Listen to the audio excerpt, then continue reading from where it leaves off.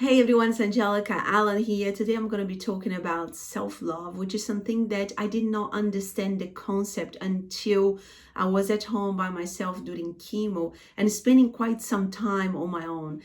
Back then I had led like a really busy life. I was working full time. I have two small children, no family help on the outside, and really having to go from one thing to another. And I realized when everything stopped that all I was doing was to run away from myself, that I was too scared to sit with myself. I was too scared to allow any emotions to come through. I was too scared to understand who I had become and why I had become the way I had become. And as I kind of sat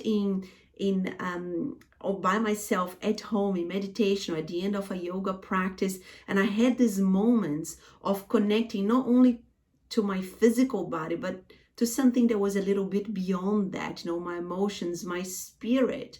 I start understanding who I really was, and why, and everything that had led me to that moment, why I was sick, why I had that diagnosis. And, I think that for me, there was such an important part of that process, the healing process, the emotional healing process. Back then when I look back at, who I was somebody who had, apparently very, very strong on the outside, but on the inside, I didn't love myself. I didn't feel connected to myself. I was scared of the person who I was. And that was very damaging, not only to my mental health, but to my physical health as well. I had the feeling that I had to fight, against this everything, against this person who I had become. I had to pretend I was somebody else because I couldn't accept the person I had become. And, by sitting by myself at home and spending more and more time with myself, I was forced to do that. Bear in mind, during chemo, because I was getting sick all the time, I was literally forced to spend time by myself at home when everybody would go, out to live their lives. My husband would go to work and my kids would go to school. Those were such precious moments that I started really connecting to understanding who I was and finding some self-compassion and finding self-love, like true self-love, and so much acceptance for everything that I had done and I that I had become, and accepting that I did the best I could in every situation, every stage of my life. And until I went through this process, which this is not something that you can do overnight. This is not something that you can do, in a weekend. This is something that you can do with time, with intention.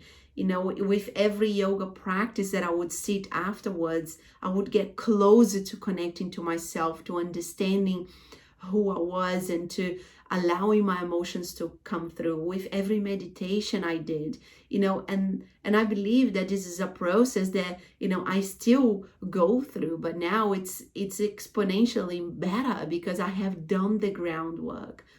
I see many people busy these days, going from one job to another, which is exactly what I did, wanting to accomplish so much in life, but deep down, they are not connecting to themselves and they don't love themselves. They don't feel that they are enough, and this is why they're working so hard. They keep going after one thing after another without even thinking, celebrating what they have achieved, because deep down they have that inner voice telling them you are not enough, you are not loved, you don't matter.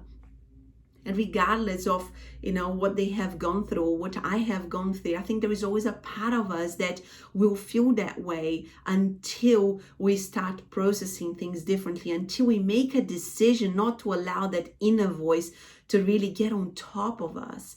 It's something that we need to do daily. But what I can say is that finding self-love during chemo is something that I found by sitting by myself. It was a period of 7.5 months. It was one of the most amazing experiences that I have ever been through. I would never say to anyone that chemo was a terrible time. During chemo, I focused on myself only. I had an intention that I was going to heal myself that I was going to create a new body, a new mind, a new soul, and I did because I gave myself the time. I stopped getting busy with things that didn't really matter. I put myself first. I learned how to put myself first. It's a skill that we need to learn, especially as a woman, as a mother. After you have kids, after they come out of your tummy, you'll feel this sense of enormous responsibility that you need to care for them more than anything and more than yourself. And I realized that I was wrong. I was so wrong. I needed to look after myself first, because otherwise my kids would going to grow up without me, and I didn't want that. So I stopped all the noise, I stopped all the business, and I focused on me only. And that was so important because that became an ingrained habit that I still practice today. When my kids wake up these days, I've already done my meditation. I'm already finishing my exercise. In actual fact, now when they wake up, I'm already studying my university degree. So they know that I put myself first. They learn from observing what I'm doing. But the connection, the work that I did through chemo, it became such a strong connection within myself that today I have no doubt, of this love and the acceptance and the compassion that I have to myself. I no longer allow this inner voice to get on top of me and tell me I'm not enough. I'm not saying that, I don't do the work that I do every single day, because I still do the work, but the groundwork was done during chemo. And what I see is that people wanting to go from, the business of the world and getting, but if I do yoga for a month, would I get there? If I meditate, would I get there? You'll get there when intentionally, when your action, when your habits, when what you do each day, really represents and it starts coming down to a cellular level, that you are choosing yourself every day, that you do love yourself more than anybody else or anything else. That's when the change starts. And it's not an overnight process.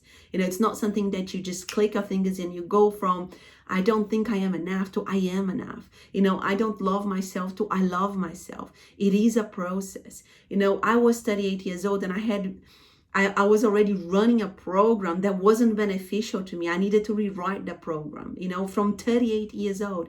And it would be an illusion, and it would be silly and naive of me to think that I could just rewrite a program overnight. We've got to be logical about this whole healing journey and emotional healing and creating the life that we want. I don't sell, overnight promises. You're going to become healthy from one day to another. You're going to be emotionally free from one day to another. Everything is a process, and everything is dependent on how much ownership and responsibility you take from your health and from your life and from your habits and from every single decision that you make. I hope this is helpful if you are in a place feeling, I feel disconnected from myself. I don't know if I have some compassion to myself. I need to find some self-compassion. I need to learn how to love myself. I need to start putting myself first. This is a video for you. I have a course which is Cultivating Self-Love. There is a link below if you want to deepen down into my journey and with steps and habits that you can implement every day to really help you to really cultivate this self-love. The feeling, it's a feeling, it's a beautiful feeling, and it's a feeling that you can cultivate every single day by practicing different habits. I'm all about, what we do each day, and I really believe that when you take ownership and you start practicing different habits, you make an enormous difference in your life and how you feel physically and emotionally. Hopefully this is helpful. If you have any questions, please let me know, and I'll see you on the next one. Take care.